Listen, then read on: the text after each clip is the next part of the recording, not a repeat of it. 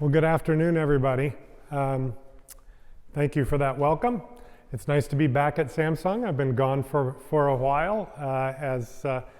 As she mentioned, my company SmartThings was acquired by Samsung back in 2014, and then I spent a couple of years at Samsung Electronics at the Mountain View campus, and then I took a year off and went and lived in Bali, Indonesia for a year. So I highly recommend it. If anybody can take a year off, Bali's a cool place to go live. And then I came back and started thinking about what was going to be next. My fifth company as a founder, what am I going to do next? And if there's a theme to my journey as an entrepreneur, it's that there's no theme to my journey as an entrepreneur. All 5 companies have been entirely different. I had a company that was an early hosting company back in 2002. I had a company that did social media marketing and reputation management. Right? I still own a company in Tucson, Arizona that is a tech support call center business. Right? And then I did SmartThings, smart home, Internet of Things, and now digital identity. So what's the common theme here? Well, one of the common themes is just kind of trying to look forward and see what's coming, right? What are the areas where there's going to be disruption? Where are the areas where there's going to be a lot of change? And there's this other thing that I do, which is related to the 20-year journey comment here, which is that I always start out thinking things are going to happen faster than they're going to. And then as I get smarter and smarter on the space, then I get more realistic, right? And so if you'd asked me 2 years ago how quickly digital identity was going to happen, I would have told you something a whole lot less than 20 years. But today I'm going to take you on a journey of how I think this is going to play out over the next 20 years, because I think it's actually going to take us that long. So what is identity anyway, right? If I asked everybody in this room to give a definition of identity, I'd probably get a lot of similar definitions, but none of them would be exactly the same, right? And we all deal with this already today. We all have an identity today, even if it's not a specific digital identity. We all have an identity, right? And it's kind of an amalgamation, an aggregation of a whole bunch of different things about each of us, right? The dictionary says an identity is the fact of being or knowing what a person or thing is. So that's important, because right off the bat it tells us that it's not just people that have identities, right? Things can have identities. Companies, organizations, their identities can span more than just individuals, right? The characteristics determining who or what a person or thing is. Well, okay, now it just got really broad, all the different characteristics, right? And so we all have this kind of identity, right? This is my LinkedIn identity, right? And of course it's on the internet, so it must be true. Because nobody would ever put something that isn't true on their LinkedIn profile, right? But it makes you wonder, right? Is there an opportunity here, right? Some of the stuff that's up here isn't verifiable. I'm an avid global citizen. Well, actually, a lot of it's verifiable. I've lived in 6 countries. Someday that actually should be verifiable. Somebody could verify that. Right? I've traveled to more than 60.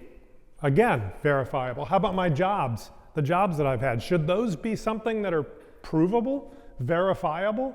Right? How do you do that today? Today, you have to pick up the phone and call an HR department to verify employment, right? Seems like there ought to be a better way. It says I live in Newbury Park, California. Also verifiable. So there's a lot of opportunities.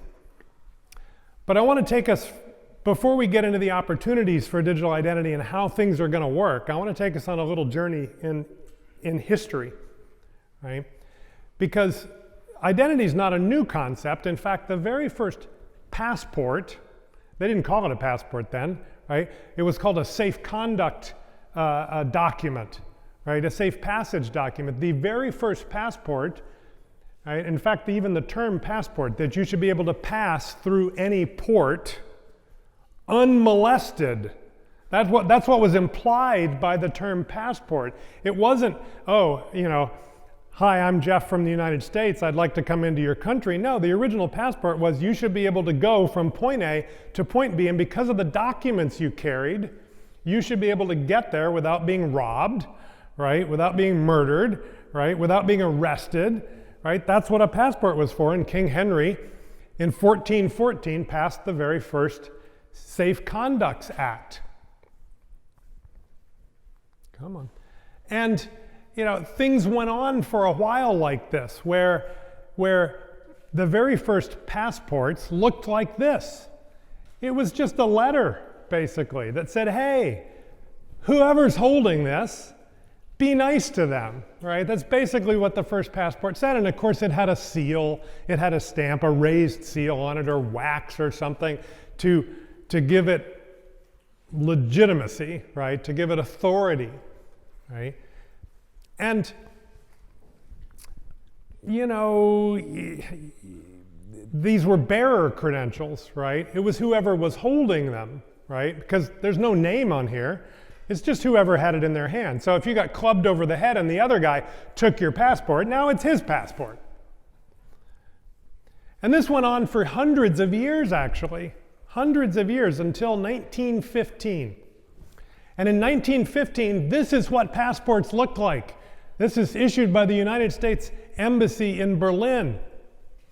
And it was issued to a gentleman who was actually a German spy.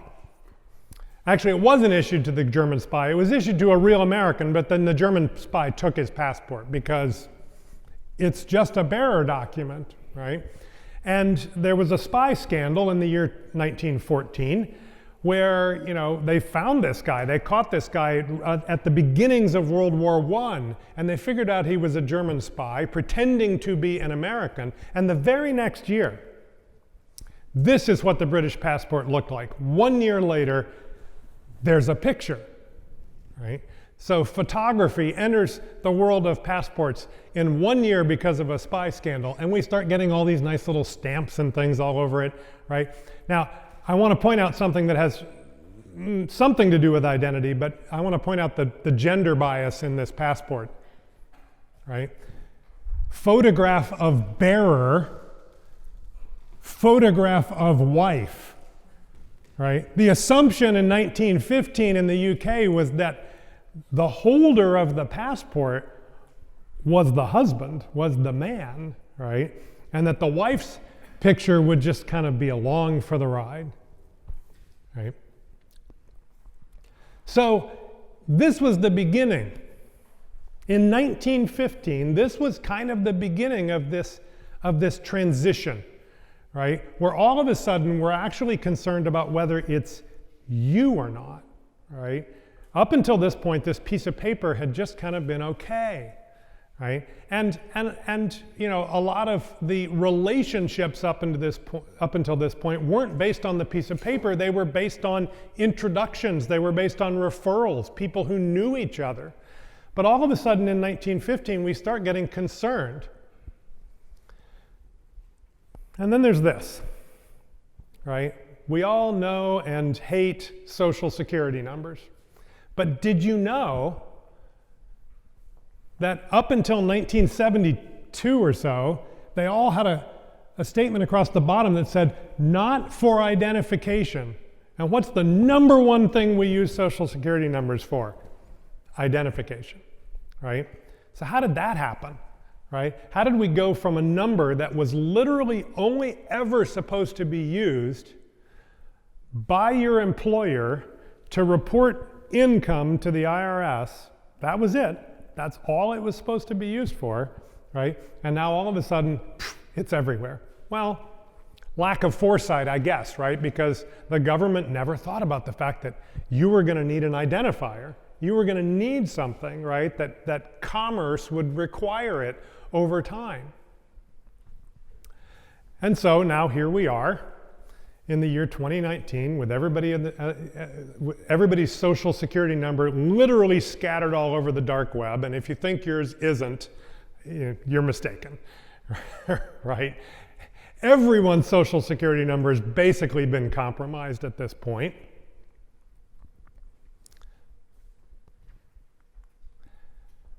And which brings me to, kind of this concept of authority. So back when that very first passport was issued by King Henry, there was authority, but he wasn't authoritative because it wasn't tied to you. It was a bearer credential. And so what's authority mean? Able to be trusted as being accurate or true, right? So that very first passport wasn't authoritative because it wasn't accurate to the person. And then the passport, in 1914, that the spy had wasn't authoritative either because it didn't identify the person. And then in 1915, when we started putting pictures on passports, I'm sure they thought, aha, now it's authoritative, right? Now we've put a picture on it so that we can tell, is it you or not? But, who's authoritative for your identity? How many people in this room think that you're authoritative for your identity? It seems like a reasonable thing, doesn't it? Right? And yet, is this authoritative? Where does your authority come from? You have a birth certificate. Good for you. How do I know that's yours? I mean, somewhere in a county database in Texas, there's a record that this person was born in that county on that day, but how do I know it was you? You don't, right? So the birth certificate's not really authoritative other than to say someone was born, and even then, only if you match the birth certificate to a central record in a database somewhere. How about this? Is this authoritative? Well, it's got your picture on it, right? That's good. It's got all sorts of security devices on it to make it so that it can't be counterfeited easily, so that makes it more authoritative. Or how about the passport or passport card? Are any of these really authoritative? Well, there's basically nothing about your identity today that is truly authoritative, that you're authoritative for. You can't actually prove even as much as your name with any authority. Why is that? Well, because all identity today is based on a bootstrapping model that isn't verifiable, meaning there's no chain of trust. I can't follow a thing and say, well, I trust that, so therefore I trust this, so I trust this, right? That doesn't exist. Because how did you get the driver's license? You got the driver's, and I've been through this with my two teenagers who are now of driving age, right? So I've done the deal at the DMV where we have to go get their driver's license or get their permit, and you have to show up with the birth certificate and a social security card. And then I have to show up with my identity because as the father, my identity has to match the name that's on the birth certificate. And that's it, right? What's the binding to the human being there? How do you know that this young woman, in my daughter's case, that's standing there to get her driver's license is that human being? You don't, right? There is no authority. So we all bootstrap off of a document called a birth certificate, which, oh, by the way, governments can verify, but I can't verify a birth certificate. Did you know that birth records in the United States are sealed for the first 99 years? They're not public information, right? It's the reason that Ancestry.com does such a booming business helping people to figure stuff out, because the only way they get that information is if you put it in until it's 100 years old, and then they can go collect all the birth records and death records. So we're living in a world with no authority. And that's offline, right? What about online, right? Which part of this can be trusted? If I don't have any authority offline, you can bet that you don't have any authority online either, right? When you log into something, how do they know it's you, right? How about when you email somebody? Nobody's ever gotten an email that was from somebody who was pretending to be someone else, right? You can't trust email, you can't trust text messages, you can't trust social media. Basically we live in a world where you don't know who you're dealing with, online or offline, right? There's no authority. Wow, that sucks, right? So how do we fix it? Well, the evolution of identity is moving, right? It's been a moving target all along, but as we saw, there were hundreds of years there that went by where it didn't really move very much, right? Not a lot was changing for hundreds of years. And then started in 1915, it started changing a little bit more with pictures on passports. Hey, did you know that it was 1985 before we had a standard, an international standard for what a passport should look like? 1985, right?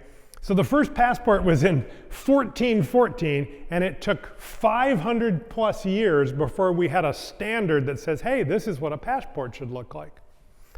But the journey that we're on is one of going from personal knowledge and referrals, right? I know who you are, so I can introduce you to somebody else, and now they know who you are too, right? To one of independently verifiable credentials. How do we get there? And we're not there yet. So how does this get fixed? Well, the good news is that finally now, sitting here almost in the year 2020, we've finally got all the components. We've got all the pieces to come up with a solution here, right? All the different components of how we solve this that include things like cryptography, right? The PKI, public key infrastructure, PKI key pairs and cryptography. We've got biometrics, whether it's fingerprints and touch ID or a fingerprint scanner, whether it's facial recognition, whether it's an iris scan, some kind of biometrics. We've got immutable data stores, right? Which most people, I'm sure you guys are all techie, so you get this, right? But most people don't understand what a massive deal blockchain is, because the average person doesn't understand that when a relational database gets hacked and data gets overwritten in that database, you don't even know that it happened. You don't even necessarily know that it changed, right? Much less have the ability to make it unchangeable. Right? Immutable data stores, blockchains, are a big deal for solving problems like this. Decentralization of data, well, it's related to the blockchain, right? But this movement that we need to get rid of central authority models, or at least strike the right balance, right? What's the right balance between a central authority model and a completely decentralized model? So how do you have central authority only when needed? And finally, just some requirements around things like rights management of your personal information, right? How do we solve that? Well, there are a bunch of standards organizations that are working hard to try to solve this, right? At Woven, we're part of the first two of these, the W3C and the Decentralized Identity Foundation, and we're working on standards, and I'm going to take you on a little bit of a journey today of what we're working on and how we think it's going to work, and why it's going to take another 20 years for this to really be commonplace. At the W3C, we're working on a thing called distributed identities, or DIDs. Everybody here is someday going to have a DID, only I'm really hoping that before you have one, we can rename it to something better. because it just doesn't roll off the tongue. Hey, what's your DID? It's just not right. It's terrible, right? What's your web ID? Something better. But DIDs, the way to think of a DID is that a DID is like an empty wallet that you can prove is yours, right? Kind of like how many people have Bitcoin? 1. Wow. It's hard to believe, isn't it? It's doing well, like we've doubled in the last month. So you may have missed your window here, but so a DID is kind of like a Bitcoin wallet address. You can prove it's yours. Why? Because you have the private key, right? That allows you to prove that that's your Bitcoin wallet. And DIDs are going to be similar, okay? And then we're also working on a thing called verifiable digital credentials. And this is a digital document. For the programmers in the room, it's like a JSON document, but it will be a digital driver's license, a digital passport, a digital proof of insurance for your car, a digital university degree. It's just a little text document, but it's cryptographically verifiable, right? It'll be provable. And here's what's important about the fact that we're working on these. We need to work on these standards as fast as we can because there are countries that aren't waiting. And they're not striking the right balance, okay? The system in India that's collecting biometric data about everybody in India is a central authority model. All that data is getting put into a big central database. And it's been hacked more than once, right? So how do you strike that balance, right, between how to keep you safe and private, right, and yet do what we need to do from an identity perspective, right? Real digital identity should be authoritative, but it should also make you safer with regard to privacy and your own personal data, not less safe. So, what's the ecosystem going to look like? Well, there's 4 main actors in this identity ecosystem of the future. There are people. There are identity providers. These are the people who are going to issue you a DID, right, or register it somewhere on a blockchain. There are issuing organizations, and those are the businesses or government entities that are going to issue you a digital credential of some kind. And then there are businesses or verifying organizations. Those are the people who need to verify your credential, right? So the DMV might be an issuing organization to issue you a digital driver's license, right? But the local police department might be a verifying organization to verify that it's real. They're going to be standards-based digital identities that cannot be forged. Like if you've got a cryptography background, you get this, right? We can create digital signatures on these documents to ensure that they can't be faked. They can't be modified. You can't change so much as a single character in that digital driver's license of the future, because if you do, the digital signature won't work. Won't calculate, okay? They're going to improve privacy. They're going to have a minimal amount of central authority that primarily is around the issuance of the credential. If I'm a DMV and I'm going to issue you a digital driver's license, yeah, I'm probably going to have to keep a database so that I know I issued it. Hard to get around that one, right? But you get to control the document and where it gets stored. Minimal PII sharing. There's this concept in our world of presenting only the minimum amount of information that's needed to solve the use case. I walked into a restaurant in Utah, in Salt Lake City, Utah, a couple of months ago. And they stopped me at the door and they said, "We need to swipe your driver's license." It's like, why? Well, because we serve alcohol. I'm not drinking alcohol. Doesn't matter, we still have to swipe your driver's license. and I gave them my driver's license, and they swiped it through like this little computer and reader, right?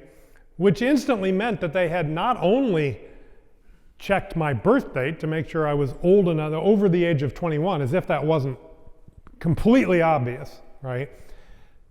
But they had all the other information on my driver's license as well. Now, whether they did anything with it, I don't know, right? But that principle of least information didn't apply there. I had to give them something, and they swiped my driver's license, and they could have taken all of that information, right? So how do you share, under a principle of least information, how do you share authoritatively that I'm over the age of 21, and that's all you need to know? You don't get to know more because that's all you're asking, right? No passwords. One of the things that you're going to see that's going to fall out of this journey is that you don't need any more passwords, and I'm going to explain why in a minute. Users control their own PII. Identity transactions are all consent-based. You have to consent to everything, right? And if we do all this right, no financial fraud, no identity theft, no phishing, right? No e-commerce fraud, no friendly, like nothing. All these problems go away that we're having online because at their core, all of the things there's so many things that we're suffering from online that are, from a root cause perspective, identity problems. So, how's it going to work? Part one, you need a DID. We're going to call it a DID for now. You need a DID. So, a PKI key pair is going to get generated, I don't have my phone up here, but in your phone, right? And then you're going to register that with a DID provider. You're going to generate the PKI key pair, right? They're not going to generate it. You're going to generate it because you want to hold on to the private key. You don't want that published anywhere, right? You want to keep it. So you're going to generate the key pair, push the DID and the public key up to the identity provider, and the identity provider is going to register that on a blockchain. And now you have your empty wallet.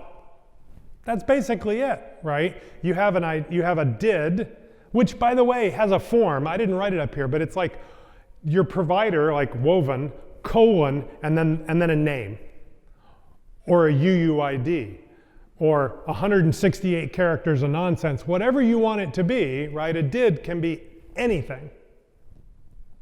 And you can generate a different DID for every single relationship you have if you want to, right? You can do them pairwise so that instead of using the same DID over and over and over again, you can use a different one every single time.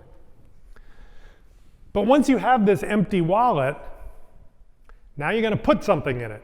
What are you going to put in your wallet? Well, you're going to put a credential, a verifiable digital credential, right? How do I get a credential? Well, I'm going to go to an issuing organization, right? And I'm going to give them my DID, but I'm going to cryptographically sign it so that they can go to the blockchain and verify that the DID is owned by me. I can prove that it's mine.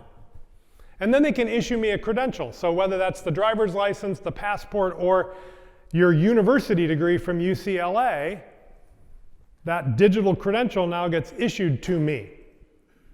And that can go in your Woven identity wallet on your phone, but it could also just be a file you stick in Dropbox. Doesn't matter. In fact, it doesn't matter if they're even publicly accessible. Your university degree or your driver's license or your passport doesn't have to be protected. Why? Because it's no good unless you cryptographically sign it with your private key, right? So, everybody remember LifeLock? Remember the founder of LifeLock who drove around with his social security number painted on the side of his car and said, "Don't worry, if your social security number gets stolen, we're going to protect you." Well, that was nonsense because everything that LifeLock did happened after the compromise, not before, right? But this isn't nonsense, right? This is, you could literally have a social security credential issued to you by the Social Security Administration, and you could paint it on the side of your car because without the cryptographic signature, it's not usable for anything. So we're all going to get very good, or all of our systems are going to get very good at verifying these credentials, right? By looking at the cryptographic signature and making sure that it's real.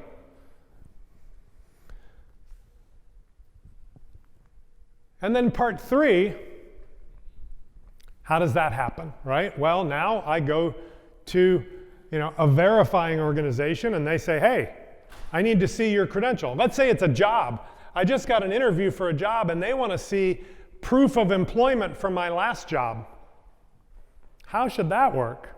How about a digital credential from my last job that I can cryptographically sign and give it to my new employer, and boom, they have verified my employment from my last job. Title, salary, start date, end date, it's all there in the credential. Problem solved. Nobody had to call anybody and bug an HR person to do employment verification.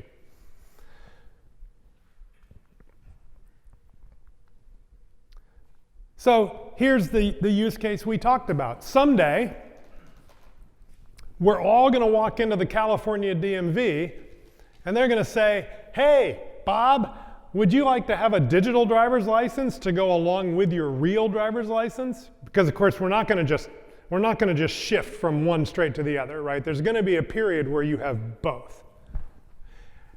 And Bob's going to say, sure, my DID is woven:bob.smith. He was lucky. He registered really early and got a good DID, right? So he's not Bob.Smith 7,324. And when that happens, there's going to be a challenge that goes from the DMV system down to his phone. Because the identity provider doesn't just provide the right to the blockchain. The identity provider also provides services that help operationalize this identity, right? And so if I know who the identity provider is, Woven, then I can send I can make a call to Woven and say, hey, I need to verify that this person is the person standing right in front of me. Send them a consent request and say, prove it's you, Bob. Bob gets that on his phone and says, yes, it's me. Cool, right? And having done that, now the DMV can issue the digital driver's license, which gets stored in my identity wallet or Dropbox or Box.net or whatever. And from that point forward now, when the police stop you and they say, hey, Bob, I need to see your driver's license, Bob says, sure, and here's the QR code. Scan this QR code. And it includes the credential, but also the cryptographic signature that proves that it's mine. So the common thing across all of these slides is the blockchain. And I'm going to talk about that in a second, but let's first talk about one of the implications of this. Let's say I've got that digital driver's license. And now instead of an in-person human-to-human interaction, I just want to go log into the DMV website. If I've got a digital driver's license that can be cryptographically signed with a private key that only I have, I don't need a password anymore. Because all I have to do when I go to the DMV website is give it the digital driver's license with the cryptographic signature, and the DMV verifies that that's the right signature, and that's better than a password. Because we know that whoever sent it holds the private key. And passwords are a big problem. Like, here's how big. 81% of all enterprise data breaches from a compromised password. 81%. Oh, by the way, you know what that number was in 2013? 37%. So over the last 6 years, we've gone from 37% of data breaches to 81% of data breaches because of a compromised password. 27% of all employees surveyed are willing to sell their passwords. Those are the people who would admit it. You got to think the actual number is higher than that. If 27% were actually like, yeah, sure, for $5,000, I'll sell my password. 83% used the same password across multiple sites, and 25% of users forget a password, and struggle to log into at least one system every single day. The point here being that if the first thing about these verifiable digital credentials is that we can get rid of passwords, it's not a bad place to start. So Jeff, it seems like you've got it all figured out, right? You've got the actors, you've got 3 slides explaining exactly how it's going to work. Why is this going to take 20 years? Well, there might be a few things we haven't figured out, Jeff. Like, none of these standards have anything to do with biometrics. None of them, right? These standards are just all about cryptography and private keys. The binding to the human being in this world that we're envisioning is going to be left up to the identity providers, like Woven. We're an identity provider. We use biometrics, but some other identity provider might do it differently. There's not going to be a standard out of the gate about how biometrics play a role with respect to these digital credentials. And of course, biometrics are a moving target, right? So maybe it's okay that there's not a standard, right? Maybe it'll be a de facto industry standard, that a best practice that we can all follow that says, this is how you do it. Oh, how about just the role of the identity provider, right? I mean, is the identity provider just registering the DID on the blockchain? Is that all the identity provider does, and provide a few lightweight services around it, right? But wait, what about biometrics? What about the digital wallet where I store all these credentials? Like, the role of the identity provider as defined in the standards is quite narrow, but companies like mine are going to do more than that because we have to make a living. Right? We actually need to make money. Which blockchain? I mean, we need to publish these credentials, not the credentials, the public keys and the DIDs onto a blockchain somewhere. Which one would that be? Right? I wouldn't want to put them on the Bitcoin blockchain right now, because every time somebody creates a new DID, it would cost some serious money. Doesn't make sense, right? The mining costs are too high, right? Maybe Ethereum. What about Blockstack? They haven't even launched, like they're barely getting going. Which blockchain should we use? Oh, or maybe it's more than one. Maybe your DID could be on multiple blockchains. Yeah. Maybe there's a handful of different blockchains. How do we decide? Who's going to make that decision? Is the W3C going to make a decision about which blockchain to use? Here's a big one. How about verification of organizations? The DMV that we mentioned. If they're going to cryptographically sign a digital driver's license, they have to have a private key too. And their public key has to be published on a blockchain. California DMV, here's their public key. How do you know that's real? Who verifies that the public key for the DMV or the State Department, or my company for that matter, how do you verify that the public key for that organization is real? Who's the gatekeeper of the blockchain? Is that the role of central government? Don't know. Don't know, right? What's the role of government in all this, right? Well, we're pretty sure about some things, like the government should be the issuer of some of these credentials, like your birth certificate. That's a good role for government. Implications of right to privacy, right? If I'm using a single DID, Jeff.Hagins, woven:/Jeff.Hagins, and I'm using a single DID everywhere, I'm leaving a trail. I'm leaving a digital trail all over the internet. So how do I not do that? And that we have an answer for that, right? But it's important that we get things like this right. Oh, how about portability? What if you decide you want to port your identity from one identity provider to another? There's no standard for that yet, sorry. Longitudinality, I'm not sure it's a word, but it is now. Longitudinality, like, Is somebody who's had a digital identity for 30 years somehow more authoritative than somebody who's had a digital identity for 10 minutes? Is there an identity score? Is that a thing? Should it be? So the challenge in all of this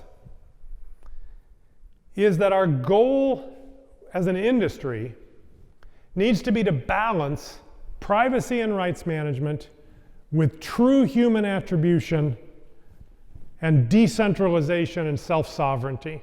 As much as possible, we want to get the central government out of it, except for the parts they have to be in, like issuing you a birth certificate, issuing you a passport. We're not going to get rid of the State Department issuing you a passport, right? That's not a thing. But they don't have to be involved in any more than they have to be involved in. And the challenge for us is how to make this thing bigger and more mature on all three axes at the same time without favoring one over the other. So what is this going to look like in the next 20 years?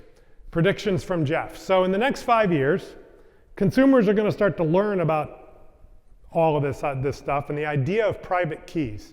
And they're going to start to learn about this pretty soon because we've got a new standard called WebAuthn, or Web Authentication, for doing passwordless logins using like a YubiKey, right? Which generates PKI key pairs in hardware, right? People are going to start to understand that private keys are the way this is going to work. Passwords in the next 5 years are going to go away for 50-60% of people, right? There are laggards that aren't going to get it, but this is where it starts. This year is when we're starting to get rid of passwords. And we're going to have focused use cases for things like verification of employment and a university degree. That's going to happen in the next 5 years. After that, 2025 to 2030, by 2025, DID and web ID providers are going to become more commonplace. People are going to understand this is something they have to have. So students are going to have these across the board in high schools, universities. You're going to use them for identifying yourself for things like placement tests. Because nothing ever goes wrong with placement testing or people bribing their way into colleges.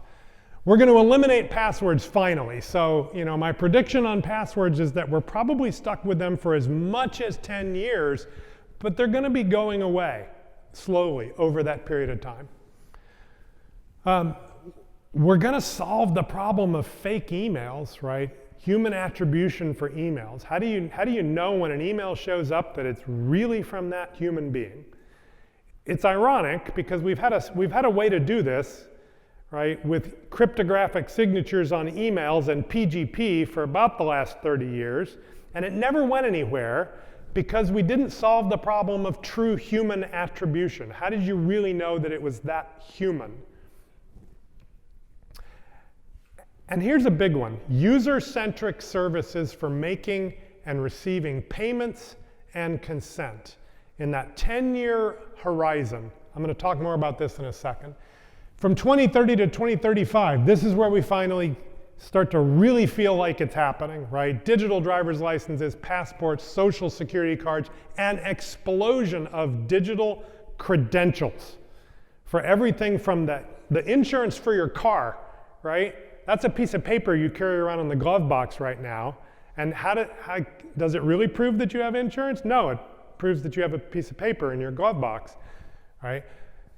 So there's going to be an explosion of these things and more user-centric services. 2035 to 2040, this is when it starts getting really ingrained from a societal perspective.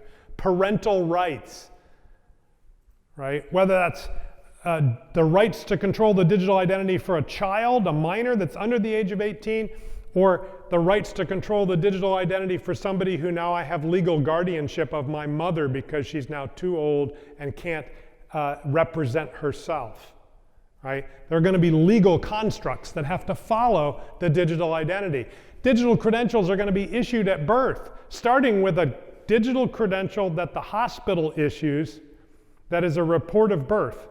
That's a digital credential. So you're going to get your DID, you're going to get the report of birth from the hospital, then you're going to go to the Social Security Administration or sorry, you're going to go to the county and get a birth certificate, and then you're going to take that to the Social Security Administration and get a Social Security credential, not a number, a credential, right?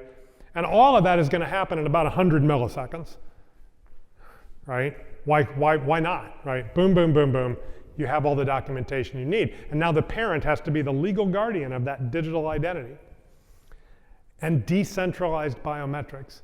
One of the things this has to do is solve for the problem of biometrics without central databases that store DNA, fingerprints, iris information, facial characteristics, whatever it may be. We have to do it without big centralized databases. And the most important thing that I might have said in all of this, as it relates to the future, is actually about user-centric services. When I go to Amazon.com with my digital identity, why are we using their payment gateway? Why aren't we using my personal payment gateway? Right? Why does Amazon even get to know my credit card number? Why don't I just bring the payment service with me to Amazon, and then they'll run a payment through me? And whether it's charged to a credit card or ACH'd right out of my bank account, it doesn't matter, right? I'm going to bring personal services with me as part of my identity. And that isn't possible until you have authoritative identity, right? But once you do, all these services can just kind of follow you around. The one that I'm going to love that is most interesting to me is, receipts. I don't want to ever see a paper receipt ever again. It just comes to my identity, and my identity stores it in the receipts service for storing receipts, right? So user-centric services are a natural outcome of this future world of digital identity. There's a bunch of companies working on this. I don't want anybody to think that we're somehow the only one, right? There's a bunch of companies that are working on this, all the concepts of next generation identity. And these are just the little ones. These are the startups. There's big companies working on this stuff too, like IBM and Microsoft, right? And the LinkedIn team at Microsoft. So my thing about your verifiable resume on LinkedIn and employment credentials and all that, LinkedIn's going to do it, right? They're part of the Distributed Identity Foundation that's figuring all this stuff out. And of course, what we do is starting from a really simple place, which is Woven gets rid of passwords and lets you log into all of your enterprise systems without using passwords and with a verified human identity. And you can check us out at wovenid.com. I'm running out of time, so I'm gonna flash through this last two. But check out the website because I want to make sure I have a little bit of time for questions. Questions?